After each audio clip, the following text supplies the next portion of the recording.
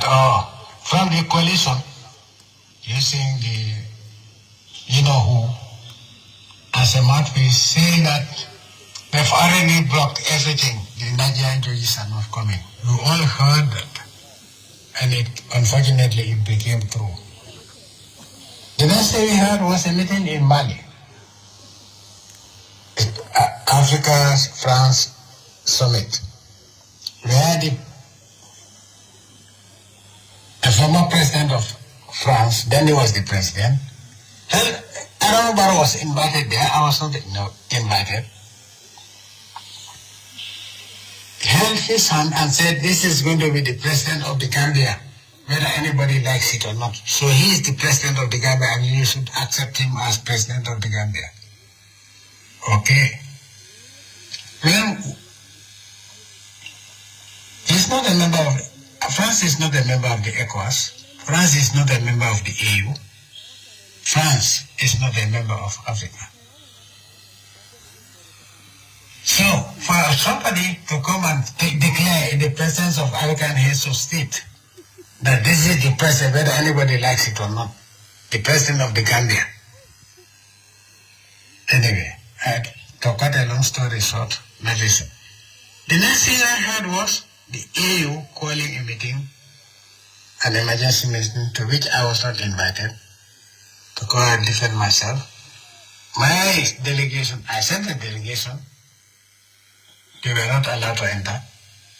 So also ECOWAS held an emergency meeting in Abuja, to which my representatives, there was a dispute as to whether they were allowed to enter, but they were not allowed to speak. But they were blocked 3 days in Dakar, because at that time we had to fly through all flights. We are based in Dakar and they had to go to Dakar. They spent 3 days in Dakar. Whatever happened, I don't want to speculate.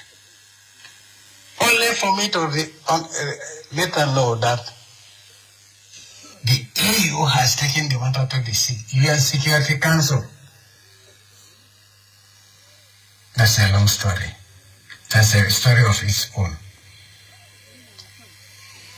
And then other declarations were being made. Then ECOWAS, all of a sudden, the then ECOWAS secretary or president or whatever, we used to call the ECOWAS secretary general, made an announcement giving me an ultimatum that I have to leave.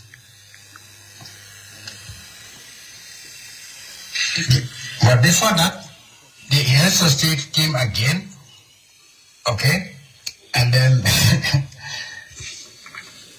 and the heads of state from ECOWAS came again. But anyway, that's another story. Then the president of Mauritania, the former president of Mauritania,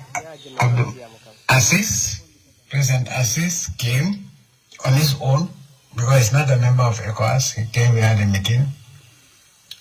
Then later on, he went back. Then, former President Alpha Condé called me and said he wanted to come and see me, or it was urgent. He was sent.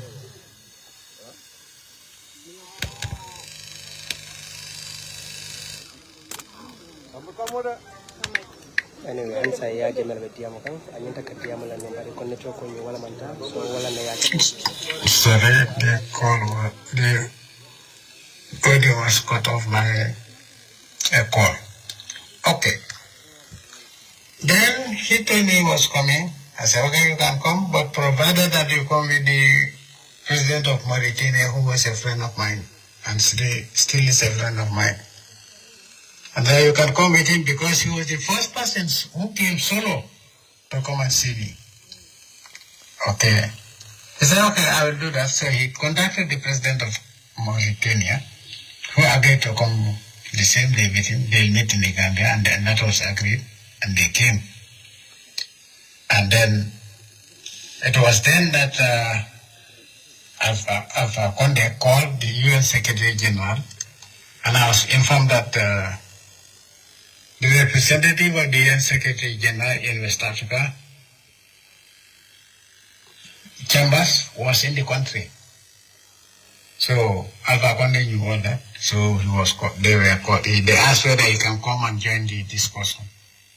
When I've already agreed to let things go. They told me, well, these people, they are hell-bent on destroying your country. I told them they cannot destroy my country. Yes. And I told them if it is a military threat, I'm not afraid of that. They'll find me here. The instructions were clear-cut. All this fake news on major international networks, all Gambia people are fleeing, whatever. We all know those who are fleeing to Senegal.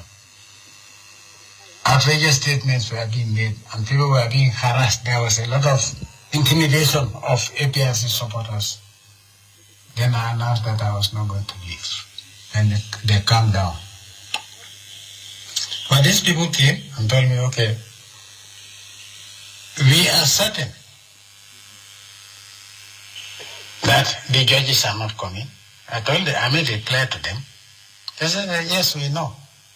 And I know the plan B is even the announcement of the fake result, second result was deliberately made because I accepted the first. They were not expecting me to accept the first one. First results, I accepted them. And they were certain that if they bring new sets of results, I was not going to accept. Because the objective was not a democratic change of government. I was ready for that. But then, these people came and intervened, they pleaded with me. Yes, I was told of all the plans, and I told him I'm out. They were shocked when I told them the location of each so-called ECOWAS member state, where their troops are. And I made it very clear, as long as they don't enter the Gambian territory, we are not going to take them. But if any one of them enters the Gambia, we are going to wipe them out. And that was what I was ready for. Fortunately, all the fake news on TV of Senegalese troops in the Gambia were all lies. They gave a deadline. They gave me an ultimatum. That Secretary General of ECOWAS then, I think it's a Benino or whatever, told me to leave. The same ultimatum that was given to Saddam Hussein before the invasion gave me the date I should leave with my family to a country, another country, and let the new coalition government take over. I just laughed. But anyway, it's a story that we wanted the whole thing to be treated by the Supreme Court. The judges were blocked for whatever reason. And so, because there was no recourse to legal resolution of the conflict, I decided to leave.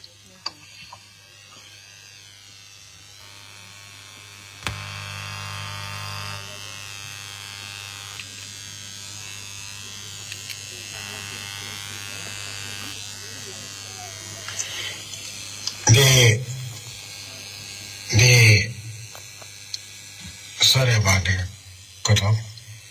My brothers advised me that they stay with me and take off with me. I told them, no, there's no need. They told me not to use my aircraft. I told them I'm going to use my aircraft and see who's crazy enough to try to shoot it down.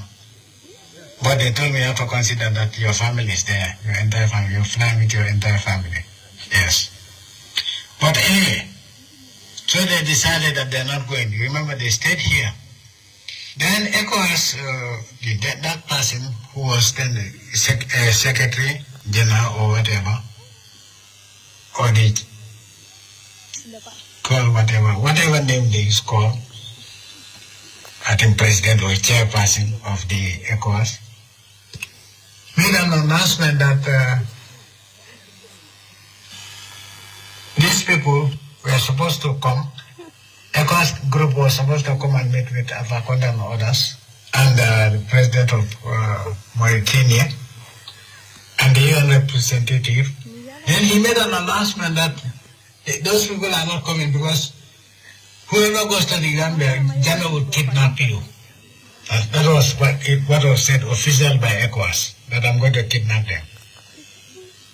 Anyway, it's a long story. So Gambia, I think you heard all what was going on if you were listening to the media.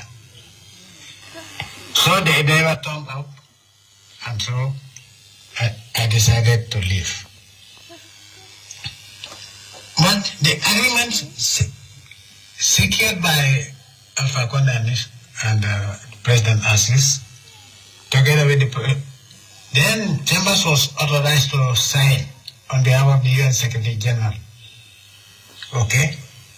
When Alpha Condé made the call, I was there. So the whole draft Memorandum of Understanding was drafted in my presence. And then it was announced in my office. I made the announcement that I'm leaving. What was agreed in the Memorandum of Understanding is very clear. So if you want to know, go to the UN website. And of course, I'm happy that Halifa Saleh was told to sign by, he said he was authorized to sign. Then President Adama Barrow was in Dakar. Okay?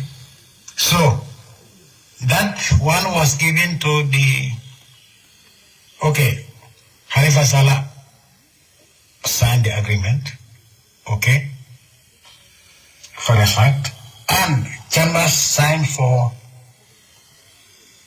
the UN Secretary General, okay, I signed, and then Alpha Condé and others signed, I think so, yes. So there were guarantees, and that they pleaded with me to leave. ECOWAS pleaded that these people, the coalition said that they are not, because originally I wanted to go back to my farms. I was told by all these groups that the coalition is not comfortable with you being in the Gambia. Yes, because you have massive support from the people and from the military. And I made it very clear in the argument that if somebody is elected and he doesn't want to be guarded by his own people, then the election, there's something wrong with the election. Because I've never brought foreign troops to protect me because of the election. And we post not it. They know that. We can wipe them out in a minute. But we're not going to do that. I'm not going to do that. I don't want any child, Gambian child, to be a refugee. We know the conditions of the refugee camps. I don't want any Gambian woman, any Gambian for that matter, to flee the country for whatever reason because of your Jammeh. I love the country, and I have to live in peace. Leave the country in peace, and that was why I decided to leave. To give them a chance. They told me, you have to go outside of the country. Something I rejected before. They pleaded with me, and I said, okay. I looked at it, watched CNN. I saw people that were moving in other parts of the world, refugees, and the way they are treated. I said, okay, I don't want any Gambian, my friend or my family or my enemy, to go through this very, very, very humiliating treatment. That is not what I have for the Gambians. All Gambians, for that matter. And so I decided they said they were going to stay with me. Alpha Condé and Assis of Mauritania. And they took off with me. The rest is history. It was agreed that I can leave and come back after 6 months. Without preconditions. That is what is there. That I can go back to the Gambia as a Gambian citizen, and there were so many things that were guaranteed, and as soon as I left, you all know what happened. Now, I'm here to tell you that 6 months turned out to be almost 9 years. 9 years plus. And today, I want to announce to you that come November, This November 2025, I'm coming back to the Gambia. The date and flight arrangements and travel arrangements will be announced by the executive interim leader.